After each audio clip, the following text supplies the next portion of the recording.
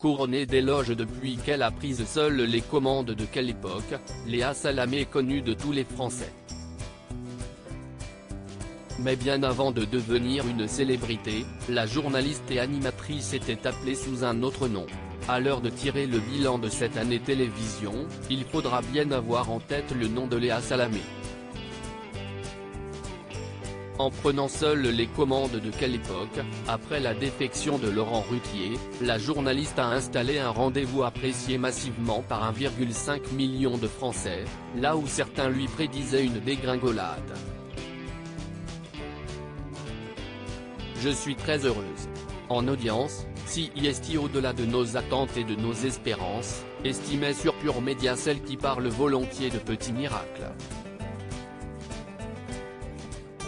Mais rien n'arrive par hasard et cette boulimique de travail avait bien préparé son coup, notamment en soignant sa complicité avec le trublion Christophe de Chavannes.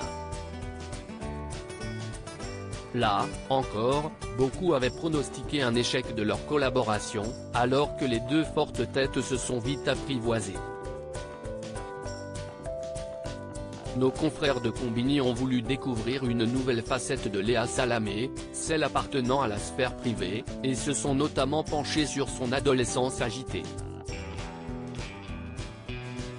Un peu plus tard, la native de Beyrouth est revenue sur les moqueries qu'elle a subies quand elle était plus jeune et qu'elle portait encore son prénom enregistré à l'état civil, Alaa.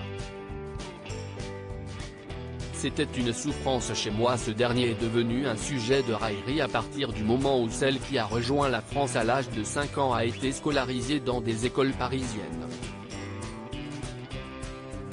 Alaa, en français, on ne prononce pas le H et quand j'étais petite à l'école, on se moquait de moi, on me disait Allah Akbar, tes parents t'ont appelé Dieu. Ça me heurtait énormément, raconte-t-elle.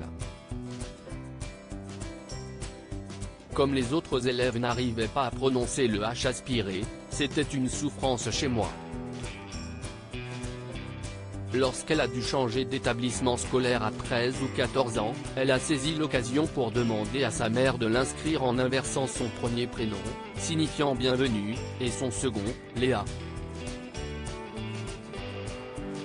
Un changement qu'elle a longtemps caché à son paternel, mais qu'elle a aujourd'hui décidé d'assumer.